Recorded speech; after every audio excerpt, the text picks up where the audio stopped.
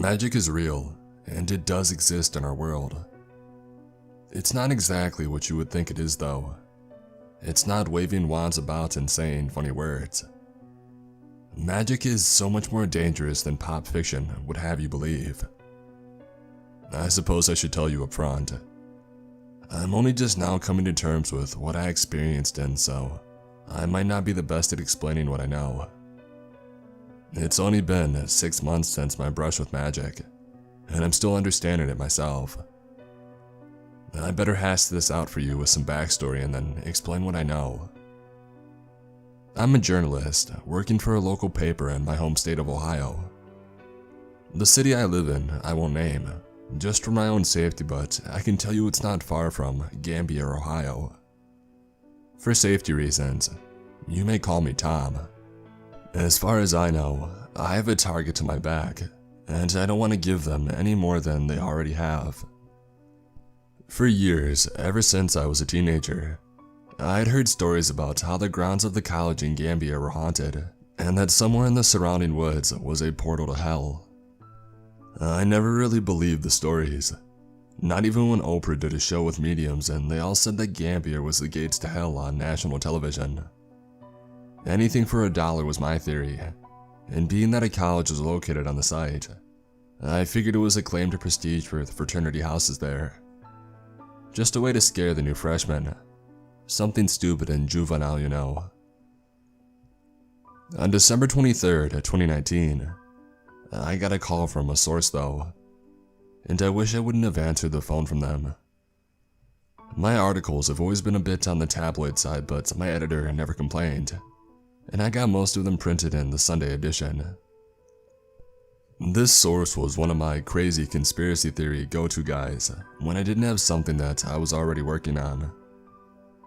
The phone rang, playing my favorite song for the year, and I answered. "Go for Tom," I answered, my customary salutation when a source calls me. "Tom, you need to get up here to the college, man. I've got proof that there is a cult of warlocks running around," came the excited voice over the speaker. I call him Hank for the same reasons that I'm going by Tom. "Hank, slow down, buddy. What's going on? You have proof of what?" I asked. My interest was piqued. I was skeptical. Again, I didn't believe in magic and demons. I was an alien and government cover-up kind of guy. Nevertheless, these kinds of stories make for great Sunday print in the funny pages. "Actual freaking proof of warlocks, man. No joke, I got it on camera. Living color and all that, you know. Come to the tavern house for dinner and I'll show you the recording. You have to see it."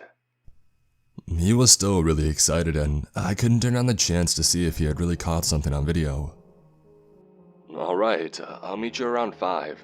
Is that good?" I asked, knowing that I didn't have any plans. My family wasn't getting together until the day after Christmas when my sister would be in town. Yeah, that's perfect. I'll see you at 5. You're gonna need new pants when you see what I've got, Tom."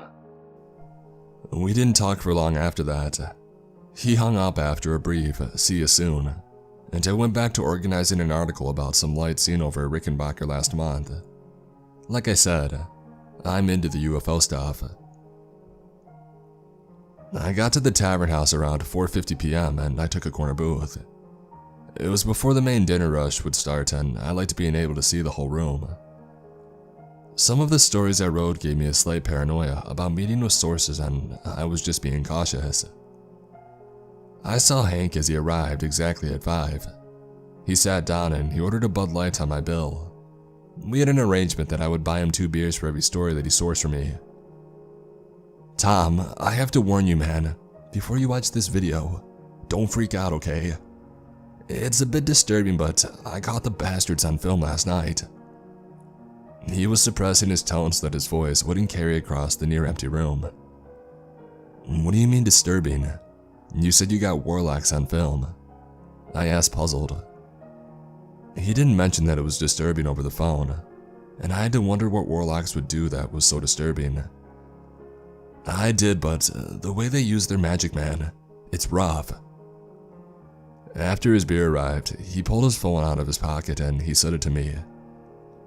It's already queued up to play. Just unlock it and hit start. I'll explain more after you finish. He chugged half his beer then, belching a little and watching me anxiously. And so I opened the phone to a video player already up, with a big white play arrow on a black screen. I pressed it and the scene became one of a group of 13 hooded figures standing in a circle around a stone slab. It was a wooded area and the angle was from slightly above and about 50 feet back in the woods. I noticed the sound was turned down, and I pushed the side button to increase volume. There was the sound of a fire crackling in the distance, but it wasn't in the frame of the phone's camera. Other than that, it was dead silent. Jesus, I forgot. Here, use these. Hank broke in, sliding me a pair of wireless earbuds, turning them on as he did. The sound on the phone went dead as the Bluetooth connection picked up, and I slipped them in my ears. It was still just the fire burning out of frame for another 30 seconds or so, before one of the figures stepped forward. Tonight, we gather for the second day of solstice, a deep and vibrating voice said to the group. The camera zoomed in slightly, making the pictures a little grainy but still clear enough to see what was going on. The man who had spoke raised his right hand out over the stone table, palm down. I will offer the first sacrifice of blood for our master tonight, so that as before, our power may be granted us anew. His other hand sliced up and sideways in a flash, trailing a glint of silver as it passed under his open palm. Blood began to pour from his hand onto the slab, and the other figures rocked from side to side, chanting something that I couldn't make out. After about 15 seconds, the first figure balled his bleeding hand into a fist and raised it over his head. I summon forth my power tonight, and a pact of blood upheld, to claim my contract as I swear fealty to the master, he intoned. Blood was seeping down from his now exposed forearm and into his robe sleeve. Suddenly, there was a flash of green that pulsed out from his hand, and it shot a bolt of something, I don't know what it was, into the night sky. It made a sizzling sound as it flew up and disappeared out of frame. One by one, the remaining 12 figures did the same as the first, each shooting a bolt of green or purple up into the sky. When they were all done, the first figure stepped back up. At this point, there was a lot of blood on the slab and everyone was dripping in onto the ground around them.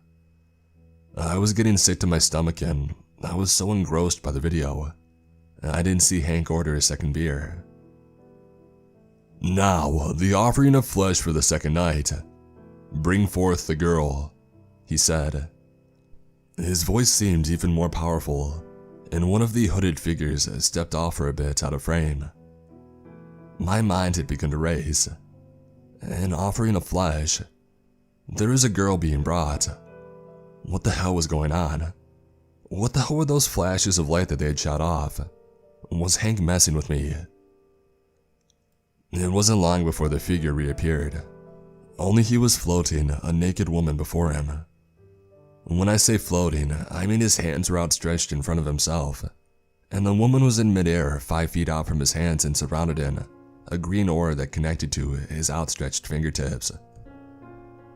He floated her over the table and then down onto its surface, in the middle of all the blood. The woman must have been unconscious. All I could see to distinguish her were her firm breast and a mass of black curls haloed around her head. She didn't move or struggle and her eyes were closed. We offer to our eternal master this flesh that is known sin so that we may nourish upon it and seal the second of 3 pacts, the speaker said. He stepped up right to the edge of the table and held his hand out over the woman, palm down again. The group chanted. This time, it was clear. Vapula, they said 7 times in perfect harmony. A green and purple mist appeared over the stone slab as they chanted, growing bigger with each repetition. When they uttered the 7th time, The mist swirled into a vortex and spiraled down into the woman's mouth. She began to scream as the mist forced its way into her, expanding her chest in a gross way. Her screams began to choke off within seconds as her chest kept expanding. You could see her ribs pushing against her flesh now, and the camera was beginning to shake violently as Hank began to vibrate with fear. After a moment, the woman's chest exploded outwards, covering the figures in blood, and the mist came bursting back out. I felt sick as the video ended. It must have showed on my face. "I know, it's gruesome, but it's proof and you can expose them," Hank said, reaching over and taking his phone back. I took the earbuds out and I handed them to him, as he reached back across the table for them. "We have to take this to the police, Hank. You recorded a murder and the cops will want to see this." My voice was quivering below. The tavern house had a few more patrons now, and the tall blonde waitress was eyeing us, expecting an order for food soon. I held up my drink to her and signaled for another, as well as pointed to Hank's beer for another to be brought as well. She nodded and headed back to the bar. "The cops won't see it, I tried. They said I made a shitty homemade movie and they weren't interested in fake reports. No woman matching that girl's description had been reported missing, and I could just screw off with my tall tales of magic and demons," he said. His face grew a little red as he finished, angry at the disbelief of the local police. "I know you, Hank. You couldn't have faked that footage if your life depends on it. So what can I do if they don't believe this?" I asked, still feeling sick and second-guessing ordering another drink. "Tonight is the last night of solstice, if my guess is right. They will have another ritual and we need to record it. Get our faces in it somehow and prove this shit is real to them. And then you rat them out to the paper and make people aware of the problem." His third beer had been set down on the table, and the waitress, Karen, her name tag said, looked at me funny. "You're not getting sick or coming down with something, are you?" she asked in a concerned voice. "No ma'am, just low blood sugar. I need something to eat, I think." I lied to her, placing an order for mozzarella sticks and a cheeseburger. Hank and I then spent the next hour talking about how we were going to spy on these warlocks, as he called them. "Why warlocks?" I asked him sometime during the conversation.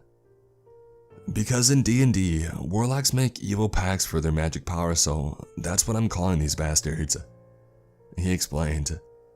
It was a good enough reason for me, so I went with it. We eventually agreed to go back to his apartment and get some rest before we made the trip out at midnight to where the ritual was supposed to take place. Hank told me that it was only about a mile from his place to the woods, and we would need to take red light flashlights to keep from being discovered while we navigated to the site. When we got close, I noticed a change in the atmosphere of the place. It was quiet with no breeze and no insects making noise. I grew up hunting and camping in my parents' woods, and I knew there were always sounds in the woods, even in the dead of night, and this had me a little on edge. "Lights off," Hank hissed, shutting off his red-lensed flashlight. I did the same a moment later. There was a glow coming from a couple 100 yards ahead, and he whispered, "There's their fire. We're close. Watch your step and don't make any noise." We crept closer to where the stone slab was, and Hank stepped behind a large tree trunk, pointing at another nearby, and he pulled his phone out. We had dimmed our screens before we left and had them muted with the recording app already on and ready to record. We were on a rise above the slab, in the same place that Hank had recorded before. The figures had already formed their circle and were standing there in complete silence, waiting, it seemed, for something to happen. My nerves were on edge as I started to record them. I stood there for 5 minutes before anything happened. "We have gathered here on the last night of the solstice to pay tribute one last time until the next solstice." It was the same deep and commanding voice, and it carried through the woods clearly to where we were hiding. I carefully swung my phone behind the tree and got a few seconds of Hank, still recording, and then went back to filming the group. I was already shaking. Just seeing these people in person was unnerving, especially after what I had witnessed them do already. The man went on again, in a chant-like voice, intoning a ritual of some sort. "O Vapula, this night we offer our blood one final time, to bind us in servitude, to receive your gift of power to serve you. Our souls are yours to command." The ring of robed figures swayed and began chanting again, saying that name over and over again. The man thrust his hand out again. "I offer the first sacrifice of blood, to open the way and show my fealty. O Vapula, drink of my blood and know me true," he shouted, again slicing his palm over the altar.